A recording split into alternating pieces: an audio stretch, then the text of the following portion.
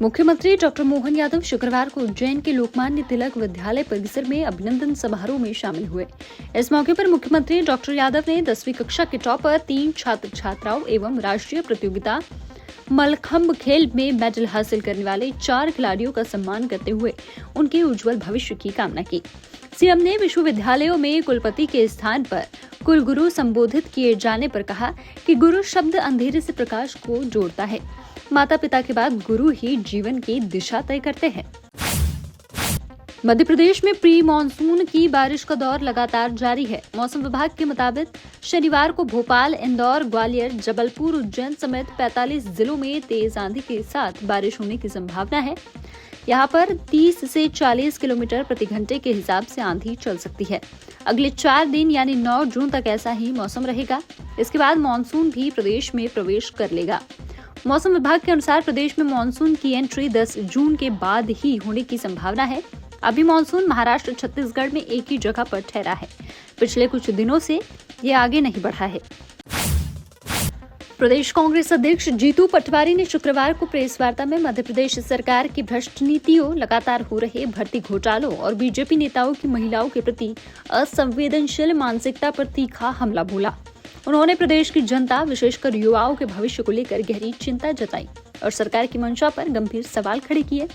पटवारी ने कहा, व्यापम घोटाले में सिर्फ घोटाला ही नहीं हुआ, बल्कि न्याय की हत्या हुई। किसी भी आरोपी को सजा नहीं हुई। एमपीपीएससी अब भ्रष्टाचार विभाग बन गया है। कांस्टेबल भर्ती परीक्षा में सॉल्वर गैंग के माध्यम से फर्जी उम्मीदवारों को बैठाया गया। अब तक 16 एफआईआर दर्ज हो चुकी हैं, लेकिन कोई ठोस कार्रवाई होती नहीं दिखाई दे रही। प्रदेश के लाखों युवा दिन रात मेहनत करके सरकारी नौकरी के सपने देखते हैं, लेकिन ये सरकार उनके सपनों की कब्र खोदने में लगी है। 4 बार के भारतीय जनता पार्टी की सरकार के मुखिया 42 भर्तियां, जिसके घपले और आदतन अपराधी हो गई है। इसकी व्यवस्था आदतन अपराध से ग्रसित है। इनके लोग, इनकी व्यवस्था, इनके कर्मचारी, इनके नेता सार्वजनिक रूप से उन लोगों को प्रश्रय देते हैं जो लोग परीक्षाओं में मैनिपुलेशन करते हैं। वो चाहे व्यापम का काला चेहरा हमने देखा, जिसमें अद्भुत व्यापम की 13 विभिन्न भर्तियों में घपले और घोटाले हुए, जिसमें 50 से ज्यादा मौतें हुई, 127 गिरफ्तारियां। सीबीआई ने 2015 में जांच शुरू की, मुख्य रूप से 2013 उजागर हुआ। 5 से 13 तक आज अगर हम देखें तो एक भी आरोपी अपराधी के रूप में सजा नहीं पाया। Clean chit. Bharatiya Janata party प्रदेश मीडिया प्रभारी आशीष अग्रवाल ने दिग्विजय सिंह के इस बयान पर कि वे अब मंच पर नहीं बैठेंगे, कहा कि राहुल गांधी जहां भी जाते हैं वहां कुछ न कुछ कंट्रोवर्सी करके ही जाते हैं। मध्य प्रदेश में उनके द्वारा कही गई बातें कई लोगों को आहत कर गई हैं। मंत्री कैलाश विजयवर्गीय के बयान पर जीतू पटवारी की टिप्पणी का जवाब देते हुए अग्रवाल ने कहा कि पटवारी स्वयं ऐसे नेता है जो दलित महिलाओं में रस चाशनी ढूंढते हैं और कांग्रेसियों के महिला विरोधी संस्कार किसी से छुपे नहीं हैं।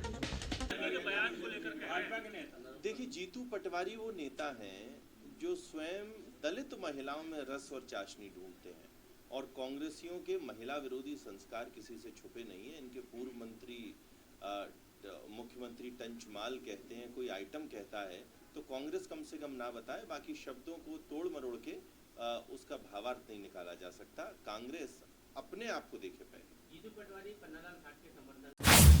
भारतीय जनता पार्टी पिछड़ा वर्ग मोर्चा के राष्ट्रीय अध्यक्ष व सांसद डॉक्टर के लक्ष्मण ने शुक्रवार को राजधानी में मीडिया से बात करते हुए कहा कि पीएम मोदी ने जातिगत जनगणना का ऐतिहासिक निर्णय लिया है, जिसे लेकर राहुल गांधी भ्रम फैला रहे हैं।